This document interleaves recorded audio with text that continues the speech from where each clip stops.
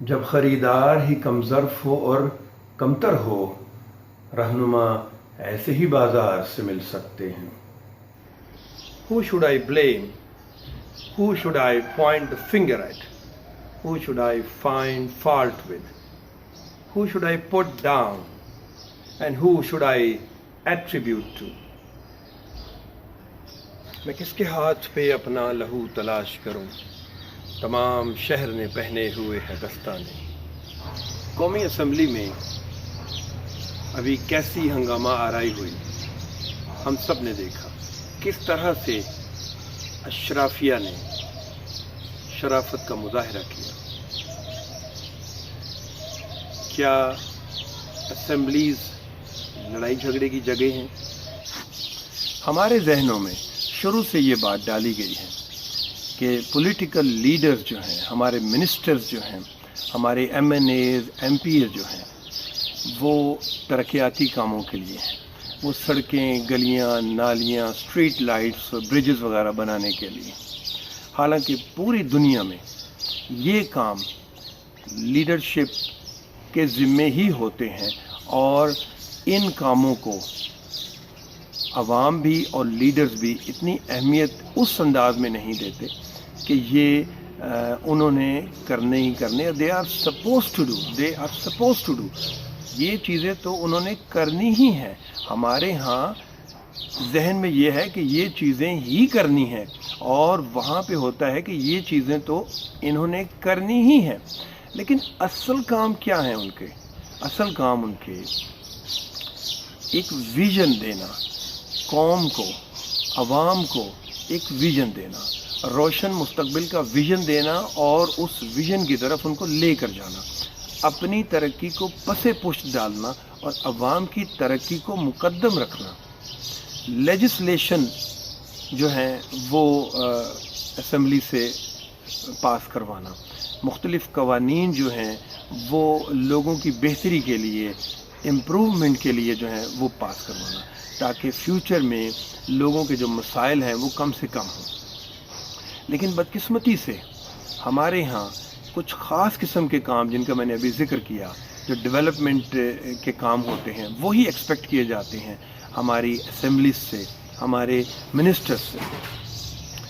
اچھا، اب جو صورتحال ابھی ہم نے ریسنٹلی اسمبلی میں دیکھی، وہ ہمارے جو ممبران ہیں ان کا چہرہ جو ہے وہ اصل چہرہ سامنے دکھائی دیا۔ یہ آج کی بات نہیں، اس سے پہلے بھی ایسا ہوتا رہا، لیکن اس بار کچھ زیادہ ہو گیا۔ اصل میں جیسے میں نے پہلے عرض کی کہ اس کے اندر ہمارے جو الیکٹڈ ممبرز ہیں ان کا قصور کم ہے۔ The people who vote for them, جو انہیں الیکٹ کرتے ہیں، قصور تو ان کا ہے۔ قصوروار انہیں ٹھہرانا چاہیے کہ ہمارا کیا کرائیٹیریا، ہمارا کرائیٹیرین ہے کیا، کون سے کرائیٹیریا پہ ہم اپنے ممبرس کو الیکٹ کرتے ہیں۔ If I see something wrong which belongs to me, I simply justify and give many logics to prove it right. Same is the case with my leader, which may be political, social, or my peer sahab. I can never find him wrong and wicked. He is always fair and honest to me because I have a specific angle to watch and observe him. اینک لگائے بیٹھا ہوں اپنی دکان کی، مجھ کو دکھائی دیتا ہے جو چاہتا ہوں میں۔ ہم غلط کو غلط کب کہیں گے؟ بے شک وہ ہمارا لیڈر ہی کیوں نہ ہو۔ اور ہم صحیح کو صحیح کب کہیں گے؟ بے شک وہ ہمارا دشمن ہی کیوں نہ ہو۔ قوموں کی زندگی میں ٹرننگ پوائنٹ ثابت ہوتا ہے جب وہ میرٹ پر فیصلہ کرتی ہیں اور قومی سوچ اور سربلندی کو اپنے ذاتی مفاد پر ترجیح دیتی ہیں۔ فیصلہ آپ نے کرنا ہے۔ کیا یہ وہی نظام ہے جو اللہ نے قرآن پاک میں بیان فرمایا ہے؟ کیا یہ وہی نظام ہے جو آقائے نامدار حضرت محمد مصطفیٰ صلی اللہ علیہ وآلہ وسلم چھوڑ کر گئے؟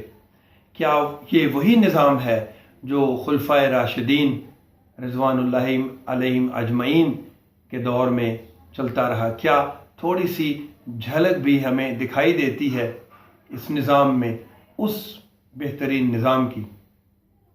کیا ذاتی کردار کی کوئی اہمیت ہے ہماری نظر میں؟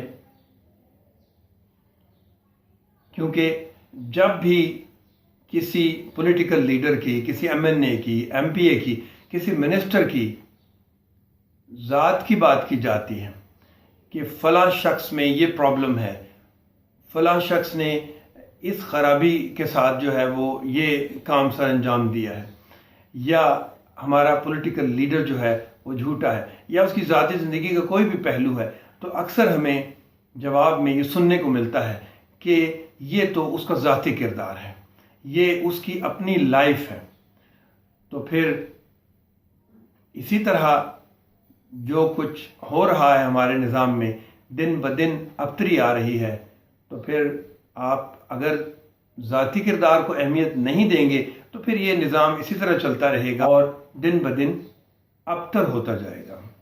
ایک گھر چلانے والا جو سربراہ ہے اس کی ذات پر انگلی اٹھ سکتی ہے کہ یہ اس کے کردار کی خرابی کی وجہ سے گھر کا نظام سارا تباہ ہو رہا ہے۔ تو ایک پورا ملک چلانے کے لیے جو ہمارے وزیر ہیں، مشیر ہیں، منسٹرز ہیں، چیف منسٹرز ہیں، اور پروونشل اور جو پرائم منسٹر ہیں، تو کیا ان کی کردار کی بات نہ کی جائے اور ملک جو ہے وہ تباہی کی طرف جاتا رہے اور ان کا کردار کی جو ہے نا وہ بات ہی نہ کی جائے، اور ہم یہ سمجھیں کہ ان کا کردار چاہے کتنا ہی برا صحیح لیکن یہ ملک کے لیے بہت اچھے ہیں؟ ایسا ممکن نہیں ہے۔ تم تو ہر حال میں میرے ہو میرے ماہ جبیں، چھو بھی سکتی نہیں بدصورتی سایہ تیرا۔ یہ جو پولیٹیکل سسٹم ہے، یہ جو ڈیموکریٹک سسٹم ہے، جو ہماری ڈیموکریسی ہے خاص طور پہ ہمارے ملک میں، یہ ڈیولپمنٹ کے کام تو اس کے ذریعے ہو سکتے ہیں، لیکن لوگ جو ہیں وہ ایک قوم کیسے بنیں گے؟